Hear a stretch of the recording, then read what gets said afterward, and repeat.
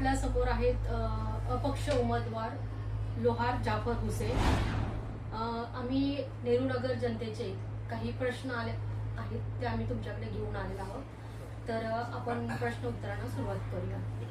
आमचा पहिला प्रश्न आहे की कुर्ला मदर डेअरीची जमीन आणि धारावी पुनर्विकास. कुर्ला मदर डेअरीच्या जागी 2600 झाड आहेत आणि ती जागा धारावी पुनर्विकास प्रकल्पासाठी गेलेली आहे.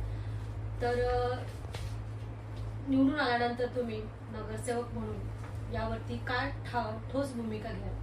भूमिका यही होगी कि हम खुद कुर्ला के रहवासी हैं. हम देख रहे हैं जिस तरीके से एक वर्टिकली डेवलपमेंट हो रहा है, जिस तरीके से पहले जो बिल्डिंग्स थी वो 4 फ्लोर की थी, उसके बाद जो आबादी बढ़ती चली गई है, तो अभी जिस तरीके से यहाँ की खुद की कुर्ला की आबादी इतनी ज़्यादा बढ़ रही है, एक वर्टिकल डेवलपमेंट हो रहा है, उसकी वजह से पॉपुलेशन बढ़ रही है, तो हमारे लोगों के लिए बिल्कुल सही तरीके से यहाँ पर मतलब इंफ्रास्ट्रक्चर अवेलेबल नहीं है.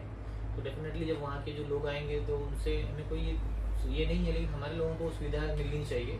तो इसके लिए हमारा बिल्कुल इसके ऊपर काम करेंगे कि भाई 11वीं के लोगों का वहीं पर डेवलपमेंट हो, उनका वो अधिकार है ताकि उनको वहाँ पर उस चीज़ से मतलब यहाँ शिफ्ट ना किया जाए. और हमारे लोगों को जो है उस जगह पर जो कि जहाँ पर 2600 झाड़ आप बता रहे हैं, इतने एकड़ की जो जगह है, तो हमारे लोगों के लिए जो है बॉटनी गार्डन और सारी चीज़ों का मतलब काम आना चाहिए.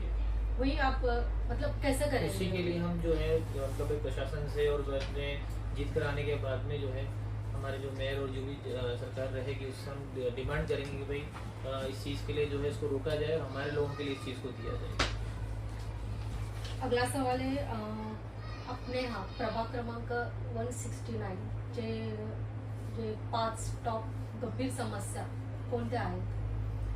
मैंने देखिए मैनिफेस्टो में यहाँ पर बनाया है यहाँ पर, और जो नगर सेवक का जो इलेक्शन होता है, नगर सेवक की एक जिम्मेदारी होती है वो ये है कि अपने नगर का जो है वो विकास करना.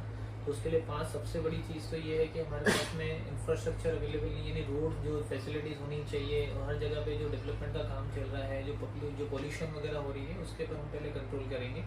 और बिल्डर्स जो भी अपनी मनमानी कर रहे हैं वो अपना नॉर्म्स के हिसाब से काम करें. बीएमसी और जो गवर्नमेंट का जो नॉर्म्स है उसके हम देख रहे हैं हर जगह पर उल्लंघन हो रहा है, तो वो नहीं होना चाहिए. और लोगों का जो उनका हक है वो उनको मिलना चाहिए. जो रिडेवलपमेंट में आने के बाद में बहुत सी बिल्डिंगें या जो कन्वेंस की वजह से बहुत सी बिल्डिंगें रुकी हुई है, वो हमारे मुद्दे में हमने उस चीज़ को लिया है कि भाई कन्वेंस डीड जो है वो म्यूचुअल अंडरस्टैंडिंग के साथ में वो क्लियर करा के देंगे. बहुत सी बिल्डिंगें ऐसी हैं जिनके ओसीज रुके हुए हैं, बिल्डर अपना काम करके चले जाते हैं, बाद में सोसाइटीज़ जो है वो सफ़र करती है. तो हमारे मुद्दे में ये भी एक चीज़ है कि भाई अगर हम नगर सेवक बनते हैं, जनता अगर हमको चुन कर लेकर आती है, तो जनता का जो सबसे बड़ा मुद्दा है कि भाई जो कन्विंस डीड है और उसके बाद में जो ओसीज वगैरह रुके हुए हैं उसको ला कर देने का हम काम करेंगे. और डेवलपमेंट के साथ साथ समझो भाई एजुकेशन के लिए यहाँ पर और बहुत अच्छा म्यूनसिपलिटी हॉस्पिटल नहीं है, एक बड़ी आबादी है जो कि मतलब एक अब ये समझ मिडिल क्लास के लोग हैं जो अफोर्ड नहीं कर सकते हैं. अब देख रहे हैं बड़े बड़े हॉस्पिटल्स बन रहे हैं लेकिन हेल्थ के ऊपर बिल्कुल ध्यान नहीं दिया जा रहा है. तो हमारा एक सबसे बड़ा मुद्दा ये भी रहेगा कि भाई हम एक अच्छा हॉस्पिटल, सरकारी हॉस्पिटल जिसके अंदर सारे लोगों को सुविधाएं अवेलेबल हो, उसको करने का काम करेंगे. और हमारे यहाँ भाजी मार्केट भी नहीं है और मच्छी मार्केट भी नहीं है जी. इसके लिए आप क्या बिल्कुल करेंगे? उसके लिए भी हम जो है अपनी बात रखेंगे आगे सरकार में कि भाई हमारे जो एरिया में इतनी बड़ी आबादी है, तो उसके लिए प्रॉपर एक हॉकर्स जोन होना चाहिए जहाँ पर भाजी मार्केट हो, टाइम हो उसका, और लोग जो वहाँ पर जाकर अपनी इस सुविधा का जो लाभ उठा सके. इस तरीके का हम पूरा काम करें. मच्छी मार्केट के लिए भी है कि भाई उनको प्रॉपर जो है एक मतलब सिस्टमेटिक तरीके से उनको एक जगह दी जाए ताकि वहाँ पर कहीं गंदगी नहीं हो, एक पर्टिकुलर जगह पर वो लोग अवेलेबल हो सकते हैं. कोल्हापूरमध्ये पार्किंग, भाजी बाजार, फुटपाथ, खेळाची मैदाने यांची गंभीर समस्या आहे. तर ही समस्या आपण कशी सोडवाल? मैम देखिए इसके लिए ऐसा है कि जहाँ पर जो खुली जगह है, जिन्हें लोगों के जरिए आपने पहले देखा होगा नेहरू नगर में भी कि बहुत सी जगह खुली हुई थी, लेकिन आज बिल्डर्स ने और जो है नेताओं ने मिल के उसको कहीं ना कहीं उसका दुरुपयोग किया है. उन जगहों पर जो है एक लोगों के लिए एक तो कम्युनिटी हॉल होना चाहिए था, जो कि उसके बदले उन्होंने उसको खुद यूज़ करने ले लिया है, और मतलब जनता के लिए यूज़ होने वाली चीज़ है वो अपने पर्सनल यूज़ के लिए ले रहे हैं. तो उसके लिए हम बिल्कुल आवाज़ उठाएंगे कि भाई ऐसा जो जनता का अधिकार है, जनता का हक है, जनता ने आपको चुन के दिया है, तो आपको उसके लिए आवाज़ उठाना चाहिए. और उस काम के लिए हम अपनी ताकत पूरी लगा देंगे कि भाई जनता की जो चीज़ है वो उन तक जानी चाहिए, उनको मिलना चाहिए उनका हक. और फेरी वाले और जो वाहतूक पार्किंग समस्या है उसके पार्किंग का लिए तो देखिए बहुत बड़ा इशू ऐसा है, लेकिन जहाँ तक हमने देखा है भाई कोई डीपी प्लान्स वगैरह ऑलरेडी हम उसके लिए भी जोर दे रहे हैं कि बिल्डर कोई दबाव में आके अधिकारी भी जो है ना अपना काम नहीं कर रहे हैं. कहीं ना कहीं ऑलरेडी डीपी प्लान्स जो है वो गवर्नमेंट की तरफ अप्रूव्ड हो चुके हैं, लेकिन बिल्डर्स अपने फायदे के लिए जो है डीपी प्लान को अप्लाई होने नहीं दे रहे हैं। तो हम उसके ऊपर भी जोर देंगे भाई पहले आप डीपी प्लान जो है उसके ऊपर आप काम करिए, बिल्डर्स की फैसिलिटी के लिए काम मत करिए, जनता की सुविधा के लिए काम करिए, ताकि जनता जो है वो अच्छे से यहाँ पे रह सके अपने। तो वो पार्किंग ऑलरेडी एक स्टेशन के सामने एक बीएमसी का पार्किंग जो डिलक्स मॉल है, जो अपना सागर होटल है, उसके नीचे दी हुई है, वो पार्किंग कितने दिन से अलॉटमेंट बंद हो चुकी है। अंदर और भी एसआरए की बिल्डिंगें हैं जिसमें ऑलरेडी बीएमसी की पार्किंग है, लेकिन जिसका कहीं ना कहीं दुरुपयोग हो रहा है। हम कोशिश करेंगे कि वो पार्किंग को वापस से चालू करके और जनता के लिए इस्तेमाल में लाया जा सके। मोकळ्या जागा, उद्याने व सार्वजनिक सुविधा आपल्या इकडे बघता मोकळ्या जागा शिल्लकच नाहीये. यात तुम्ही कशा मोकळ्या जागेची म्हणजे आता तुम्ही म्हणता की आपण मैदानी किंवा हॉस्पिटल वगैरे करा, तर याच्यासाठी मोकळ्या जागा नहीं येतात, मग यात तुम्ही कसं सुविधा उपलब्ध करून देखो देणार? वही मैंने कहा आपसे, जो डीपी प्लान जो है, डीपी प्लान के अंतर्गत आपको सारी चीजें यहाँ पर देखने के लिए मिलेगी, क्योंकि जब कोई डेवलपमेंट आता है तो उससे पहले सबसे पहले वहाँ पर हेल्थ, एजुकेशन और ग्राउंड और ये सारी खुली जगह, मार्केट, इसका पहले प्लान किया जाता है। प्लान उसके अंदर डीपी प्लान का रीजन ही यही होता है कि भाई जो अनधिकृत जो आगे बनाया हुआ जो डेवलपमेंट होता है, जो स्ट्रक्चर होता है, वो स्ट्रक्चर को तोड़ के उसको पीछे जा करके उसको कहीं ना कहीं वापस से डेवलप, मतलब उसको वापस से बसाया जाता है। तो इसलिए हम डीपी प्लान पे जोर दे रहे हैं। जब ऑटोमेटिक डीपी प्लान सामने टेबल पे आएगा तो चीजें समझ में आ जाएगी भाई कहाँ हमको ऑलरेडी बीएमसी ने पार्किंग अलॉटमेंट की है, कहाँ पर खुली जगह हम लोगों को दी है, कहाँ पर खुली जगह का दुरुपयोग हुआ है, तो वहाँ पर कोई गैरकानूनी स्ट्रक्चर होगा तो उसको हटाने का काम करेंगे। तो प्रश्न मी विचारणार आहे तुम्हाला. मुंबईमध्ये पावसाचं प्रमाण खूप आहे आणि त्यातल्या त्यात आपल्या एरियामध्ये पाणी साचण्याचा जो त्रास सगळ्या इथल्या रहिवाशांना होतो तो खूप गंभीर आहे. कारण 6 महिने पावसाळा आपल्याकडे चालतो आणि त्याचा त्रास खूप होतो सगळ्यांना, पाणी साचणं असेल किंवा सगळ्या भागांमध्ये. तर तो प्रश्न तुम्ही कशा पद्धतीने हाताळाल आणि कुठल्या ड्रेनेज लाईनवर किंवा याच्यावर कशा पद्धतीने त्यासाठी काम कराल? देखिए वैसे जैसे मैंने आपको अभी जस्ट बताया, विद्या मैडम से मैंने बताया कि हम जो सबसे पहला हमारा जो बीएमसी की तरफ अप्रोच होगा वो डीपी प्लान के लिए। आपके सारे जो क्वेश्चन उससे जुड़े हुए हैं, बिकॉज डीपी प्लान जो होता है वो रियल ओरिजिनल प्लान जो टेबल पर गंभीर आहे. कारण 6 महिने पावसाळा आपल्याकडे चालतो आणि त्याचा त्रास खूप होतो सगळ्यांना, पाणी साचणं असेल किंवा सगळ्या भागांमध्ये. तर तो प्रश्न तुम्ही कशा पद्धतीने हाताळाल आणि कुठल्या ड्रेनेज लाईनवर किंवा याच्यावर कशा पद्धतीने त्यासाठी काम कराल? देखिए वैसे जैसे मैंने आपको अभी जस्ट बताया, विद्या मैडम से मैंने बताया कि हम जो सबसे पहला हमारा जो बीएमसी की तरफ अप्रोच होगा वो डीपी प्लान के लिए। आपके सारे जो क्वेश्चन उससे जुड़े हुए हैं, बिकॉज डीपी प्लान जो होता है वो रियल ओरिजिनल प्लान जो टेबल पर होता है ना, उसके ऊपर काम ही नहीं हुआ है। कहीं ना कहीं जो अपने ड्रेन का सिस्टम, वाटर लॉगिंग का सिस्टम देख रहे हैं, बच्चे जो है इतने इतने पानी में जा रहे हैं, इतना साल होने के बाद भी हम लोग जो है रोड इंफ्रास्ट्रक्चर में अभी भी हमारा जो विभाग है वो पीछे है। तो उसका कहीं ना कहीं वजह है कि बिल्डरों का फायदा जो है अधिकारी देख रहे हैं और गवर्नमेंट और पब्लिक जो है उसकी वजह से सफ़र कर रही है। तो हम कोशिश करेंगे कि भाई किसी तरीके से जो ड्रेनेज सिस्टम ऑलरेडी प्लान है, जिसको कहीं ना कहीं कनेक्ट करना है, तो उसको कनेक्शन नहीं मिल रहा है। वो वजह यही है कि डेवलपर्स जो है अपने तरीके से काम करते हैं, कहीं ना कहीं भ्रष्टाचार छुपा हुआ नहीं है अपने लोगों से। तो हम उस चीज़ को कम करने की कोशिश करें, अपने कम से कम प्रभाग के अंदर जो भ्रष्टाचार कम हो और जो काम हो जनता की और पब्लिक की सेवा के लिए हो, ताकि आगे चल के जो जिस चीज़ से हम आज जूझ रहे हैं, हमारे बच्चे हैं, आने वाला फ्यूचर वैसा नहीं होना चाहिए। क्योंकि जिस तरीके से वर्टिकल एक डेवलपमेंट हो रहा है, एक आबादी बढ़ रही है, लोगों की आबादी बढ़ेगी, जाहिर सी बात है ड्रेन सिस्टम भी चाहिए, वाटर सिस्टम भी चाहिए।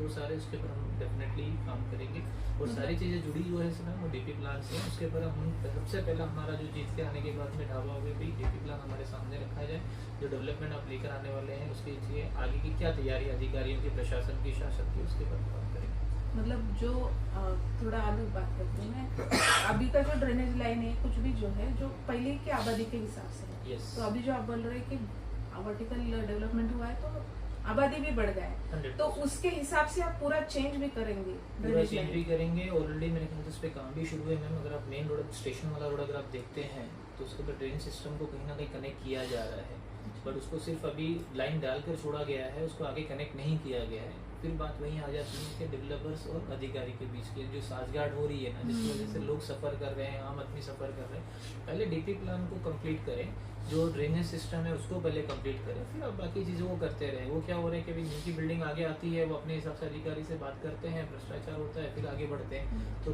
पब्लिक के लिए वो लोग सोच ही नहीं रहे।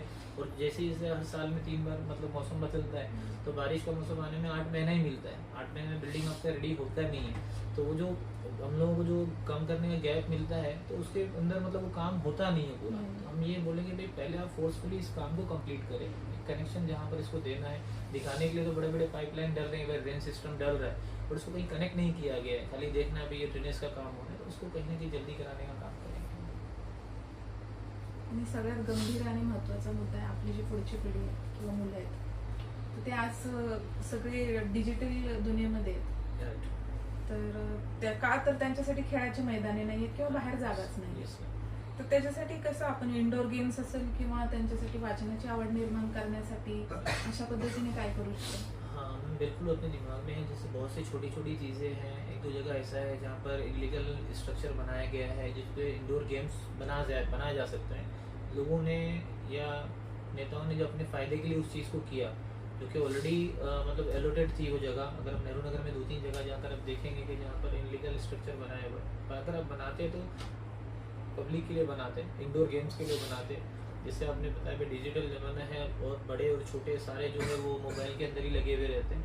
अभी आपने बात पूछी तो मैं बता दूँ, अपने यहीं के एक नेता है जो इसमें इलेक्शन में खड़े हैं, उनका हम जिस चीज़ से बच्चों को दूर कर रहे हैं कि भाई अब ठीक है, अब इंटरनेट का इसका ज़माना, इंटरनेट का इस्तेमाल करना चाहिए, बट ऐसे नहीं कि बाद उसका दुरुपयोग हो। वो कहीं ना कहीं ऐसा हो रहा है कि बच्चों को फ्री वाईफाई दे दिया इसलिए कि मेरे ऑफिस पे जो है गर्दी रहे। कुछ लोग ऐसा भी कर रहे हैं। तो मतलब उनका फिर क्या सोच हो सकती है, क्या फ्यूचर हो सकता है उन बच्चों के लिए। उन ऐसे नेताओं को अगर आप चुन के देंगे तो जाहिर सी बात है जो एनक्रोचमेंट हुआ है, जो इलीगल, वो बढ़ता चला जाएगा। तो कहीं ना कहीं अपने को ऐसे एक बंदे को मतलब उनको आना चाहिए, लाना चाहिए आगे, जिससे कि भाई अपना आगे जिन चीज़ों पे, मुद्दों पे, बच्चों के फ्यूचर पे काम कर सके। नई पीढ़ी पे उसका अच्छा असर होना चाहिए। देखिए क्या मैं लोग बोलते हैं कि भाई अब जैसे मुझे पर्सनली मैं मेरा बता दूँ कि भाई आपको राजनीति आपका काम नहीं है। राजनीति मेरा काम नहीं है, क्योंकि राजनीति एजुकेटेड बंदों का काम है। राजनीति में आना चाहिए एजुकेशन बंदों को आगे। बोले नहीं ऐसा नहीं है, इसमें तो बोले भाई जो फ्रॉड है, ये है, वो। तो जो लोगों का नजरिया है, सोच है ना, उसको बदलना जरूरी है कि राजनीति फ्रॉड लोगों के लिए नहीं थी। हमारे जो सुपर हीरोज हैं हमारे हिंदुस्तान के, महात्मा गांधी जी हैं, डॉक्टर बाबा साहब अम्बेडकर जी हैं, ये सारे एजुकेटेड थे ना, एजुकेशन से जुड़े हुए थे। जब लोग यहाँ पर आए, उन्होंने फिर इसको देखा कि नहीं भाई हमको डेवलपमेंट आना है, तो कहीं ना कहीं अच्छे लोगों को आगे आना पड़ेगा। राजकारणाची पूर्ण व्याख्याच पूर्ण बदललेली एकदम आहे. एकदम एकदम बदलली पूर्ण है। बदललेली आहे बिल्कुल ऐसा हो गया कि भाई जो बिल्कुल नेगेटिव बंदा है, जिसके पीछे मतलब बहुत सारे केसेस हैं, तो वो अच्छा नेता बन सकता है। ऐसे लोगों की एक सोच है, वो बदलना बहुत जरूरी लोगों है। की सोच है, नहीं बट क्या? लोगों को भी अपने घर में जो बच्चे हैं वो आगे जाके इसी हाँ। समाज में आने वाले हैं, तो उनको इस ऊपर चीज ज्यादा को इफेक्ट समझना होगा। चाहिए, ज्यादा इफेक्ट हो रहा है जो, इसलिए अच्छे लोगों को आना चाहिए। मैं तो रिक्वेस्ट करूंगा कि भाई जो अच्छे लोग हैं, एजुकेटेड लोग हैं, जिस सिस्टम को समझ सकते हैं, वो आना चाहिए आगे। आके जो है ऐसी जो आप जो बातें आप पूछ रहे हैं सर, मैंने देखिए ये यही होता है कि अगर अनपढ़ नेता आएगा तो वो क्या सोचेगा, वो सिर्फ अपना विकास सोचेगा, नगर का विकास कभी नहीं सोच सकते। तो इसके लिए जरूरी है। अभी एक सवाल आहे, सार्वजनिक या कम्युनिटी हॉल्स जे आहेत, जे आपल्याला माहिती आहे की एन्क्रोचमेंट असेल किंवा अशा सार्वजनिक जागांवर उभारलेले आहेत, पण त्याचा सार्वजनिक उपयोग लोकांना होत नाही, तर ते आत्ताच्या परिस्थितीमध्ये लोकांना त्याची भाडे किंवा हे परवडत नाही, तर ते उपलब्ध करून देण्यासाठी तुमची कशी योजना असेल? मैं वही फिर आगे यही बात है कि भाई कहीं ना कहीं ये सारी चीज़ें आपकी जो जुड़ी हुई है प्लानिंग से जुड़ी हुई है। यानी जो गवर्नमेंट के अधिकारी हैं, शासकीय अभी इसमें अधिकारी से हैं, उन थोड़ा लोगों मैं- से हम बात करके कि भाई यहाँ पर कहीं इलीगल इंक्रोचमेंट हुआ है, कहीं पर अगर कंस्ट्रक्शन हुआ है, तो उसको जनता के लिए काम में लाया जाए। जो पर्सनल अपने प्रॉपर्टी समझ के बैठे हैं, उसका भाड़ा खा रहे हैं, तो वो चीज़ कहीं ना कहीं एक चीज़ बन गई है। तो उसको हम ये नहीं चाहते कि भाई उस पर नुकसान हो, बट ये है कि वो जनता के लिए काम आए। उसको कहीं पे भी हम नुकसान पहुंचाना नहीं चाहते। बस ठीक है, उसको ऐसा कि भाई जनता के लिए जिसपे कम खर्चे में वो चीज़ें जनता को मिलनी चाहिए, जनता की चीज़ें जनता तक पहुंचनी चाहिए। उघडे स्ट्रॉंग वॉटर ड्रेनेज जे मोठे मोठे नाले आहेत आपल्याकडे, इसमें ब्यूटिफिकेशन होना चाहिए मैम। ते सॉरी कशा पद्धतीने नाही, ते कशा पद्धतीने हे कराल तुम्ही? मैम बिल्कुल 100% देखिए, हम वेस्टर्न साइड पे अगर हम जाते हैं, ट्रैवल करते हैं बॉम्बे में, तो वहाँ पर इस चीज़ को ऑलरेडी बीएमसी ने इम्प्लीमेंट किया है, नालों को कवर करके उसके ऊपर अंदर मतलब भाई स्मेल भी आती है, बैड स्मेल्स वगैरह आता है, जिसकी वजह से आजू बाजू जो डेवलपमेंट्स हो रहा है उनको परेशानी होती है, मच्छर से लोगों को बीमारियां, जो मलेरिया जैसी, आप देखो हर दिन अगर आप कुरला में घूमोगे बड़े बड़े डॉक्टर्स के पास में, तो यही चीज़ के आपको पेशेंट मिलेंगे, फीवर और ये सारे मतलब, तो वो चीज़ जो है गंदगी से जुड़ी हुई है, तो उसको ब्यूटिफिकेशन का काम 100% हम लेंगे। ऑलरेडी हमने हमारे इसमें मैनिफेस्टो में इस चीज़ को लिया है कि भाई जितने भी रोड्स हैं वहाँ पर ब्यूटिफिकेशन होना चाहिए, जो नाले हैं उनको कवर करके उस पर पार्किंग, जैसा आपने बता रहा था, पार्किंग की उनको कहीं मल्टी यूसेज होना चाहिए, सिर्फ नाला कवर करना अपना मकसद नहीं है, और साफ करके हाँ भी साफ करके मतलब ऐसी चीजें होनी चाहिए कि उसके अंदर गंदगी, ऐसा नहीं कि ऊपर हमने ब्यूटिफिकेशन कर दिया अंदर गंदगी चल रही है, फिर वो कहीं ना कहीं वो ड्रेन सिस्टम से हमारे घरों तक पहुंचेगी। तो दोनों चीज़ों का काम होना चाहिए, ड्रेन भी चलता रहना चाहिए और नाला भी हो, उसके ऊपर अगर पार्किंग होंगी, बाकी आप वॉकर्स जोन हम बना सकते हैं, क्योंकि बाकी कहीं हमको रोड पे दिखता नहीं है। रोड अगर डेवलपमेंट होता है, रोड अगर फुटपाथ बड़ी होती है लोगों को चलने के लिए, तो कहीं ना कहीं वो अगर उसी पे फिर वो वॉकर्स आके बैठ जाएंगे तो वही बात होगी, तो इसलिए उस नालों के ऊपर जो है उसको मार्केट्स वगैरह को शिफ्ट कर सकते हैं। आता लास्टमध्ये कुर्ला पूर्वमधील लोकांनी तुम्हाला का मतदान करावं आणि का निवडून द्यावं यासाठी तुम्ही तुमचं आवाहन करू शकता? मेरी रिक्वेस्ट तो ये मैम कि मैंने यही बोला कि आप एक अच्छे इंसान को चुनिए, नेता तो आदमी बाद में बनता है चुनने के बाद में, पहले एक अच्छा कैरेक्टर, एक अच्छा व्यक्तित्व वाला अगर इंसान है, जिसकी सोच अगर हो आपके डेवलपमेंट में और जो आपसे जुड़ा हुआ हो, लोगों से जुड़ा हुआ हो, ऐसे बंदे को लोग चुन के लाना चाहिए, ताकि उसको आपकी जो तकलीफें हैं वो पता होना चाहिए। तो इसलिए मैं तो रिक्वेस्ट यही करूँगा कि भाई जो लोग हम आपके लोकल है, स्थानीय है, यहाँ की तकलीफों से हम खुद भी झेल रहे हैं ना उसको, तो मैं खुद अगर उस चीज़ को समझूँ नज़दीक से, कोई अगर आकर मुझे बताएगा फिर मैं हाँ ठीक है मैं काम करता हूँ, वो एक अलग बात है। अगर मैं उस चीज़ को झेल रहा हूँ तो मुझे उस चीज़ को पहले मैं प्रायोरिटी पे करूँगा, क्योंकि अगर मेरे घर में तकलीफ है तो मैं उसको जो सुधारने का काम पहले करूँगा, अगर बाजू वाले के घर में तो मैं बोलूँगा हाँ ठीक है मैं करता हूँ। तो मैं इसीलिए रिक्वेस्ट करूँगा भाई लोग जो है मुझे चुन कर लेकर आए, मैं आपके जो भी मुद्दे होंगे उस पर हम काम करने का काम करेंगे। ठीक है, आप तुम्ही एक एजुकेटेड बंदे जिनको इसमें आना चाहिए, सिस्टम में आना चाहिए, राजनीति में आना चाहिए, क्योंकि अगर एजुकेटेड होंगे, जैसे अभी मैं खुद एक educated person, interior designer plus जो भी हैं, तो उसके लिए मैं कोशिश करता हूँ कि भाई एक अच्छी आपका कैरेक्टर अच्छा होना चाहिए, नीति और नीयत दोनों साफ होनी चाहिए काम करने के लिए, तो आपका विकास होगा, आपके एरिया का विकास होगा, आपके लोगों का विकास होगा, आपके आने वाले बच्चों का विकास होगा। तो मेरी रिक्वेस्ट यही होगी कि एजुकेटेड लोग जो होते हैं वो सोचते हैं मैंने जो तालीम हासिल किया, जो एजुकेशन लिया, तो मैं अपनी फैमिली को देखूं, अपने परिवार को देखूं। क्या होता है कि आपका फैमिली, आपका परिवार आपके दरवाजे तक सीमित नहीं है, वो बाहर समाज में आता है, आने के बाद में फिर वो उसको वैसी चीज़ें देखने के लिए मिलती है। तो आप जितना अच्छे से अपने घर, अपने परिवार को रखते हैं, वैसे ही आपको समाज को भी रखना चाहिए। और समाज को आप कब सुधार सकते हैं? जब अपने घर की जैसी सोच आप समाज के लिए रखेंगे। जब आप बाहर आएंगे, बाहर का भी समाज सुधरेगा, तो धीरे धीरे आपके घर पे जो चीज़ें आएगी, कि बच्चा बाहर से सीख के आता है फिर घर में उसको अप्लाई करता है। अब एक कैंसर का जो ट्रीटमेंट होता है, एक लेजर ट्रीटमेंट, उसमें आप देखेंगे उसमें क्या होता है, अगर सपोज कैंसर की अगर तकलीफ यहाँ पर है बीमारी, तो डायरेक्ट वहाँ पर हिट नहीं करते हैं। जो ट्रीटमेंट होता है ना, तो पहले वो लोग बाजू का जो एरिया होता है उसको कवर करते हैं, इसलिए कि अगर वो बाजू की जो चीज़ें खराब हो जाएगी तो उसके बाद में जो खराब कीटाणु है वो पूरी बीमारी जगह पे नहीं फैलेगी। वो जगह पर अगर आप उसको दबाएंगे तो वो बाहर से उसको कहीं ना कहीं जगह मिलेगी, तो वो फैलता चला जाएगा। इसलिए पहले आपको बाहर का ट्रीटमेंट करके फिर आपको उसको अंदर तक लेकर आना है। तो मेरा यही कहना है कि भाई आप एजुकेटेड लोग इनके इस फील्ड में आए, इसमें आगे बढ़ें। जब तक आप सिस्टम के अंदर नहीं जाएंगे आप सिस्टम को समझ नहीं सकते। सिस्टम को समझने के लिए आपको सिस्टम के अंदर आना पड़ेगा। समंदर की गहराई को नापने के लिए आपको समंदर में उतरना पड़ेगा।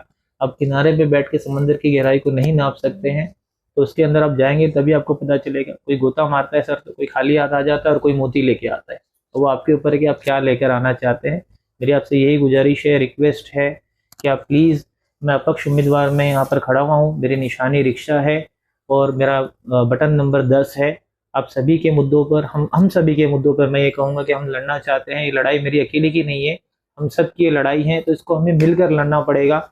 हमने कोई पक्ष से कोई फ़र्क नहीं पड़ता है, आपकी सोच से फ़र्क पड़ता है, आप किस बंदे को आगे लेकर आ रहे हैं। तो मेरी रिक्वेस्ट है कि आने वाली 15 तारीख को आप ऑटो का बटन दबाएं, 10 नंबर का बटन दबाएं और अपने इस भाई को, इस दोस्त को आप जो है विजयी बनाएं, ताकि हम जिस मुद्दों पर लड़ रहे हैं, जिस सोच पर हम लड़ रहे हैं, उसके ऊपर हम आगे तक का जो ताकत के साथ, पावर के साथ हम लड़ते रहें। Thank you. चळवळ लोक चळवळ तुमची आमची लोक चळवळ तुमची आमची लोक चळवळ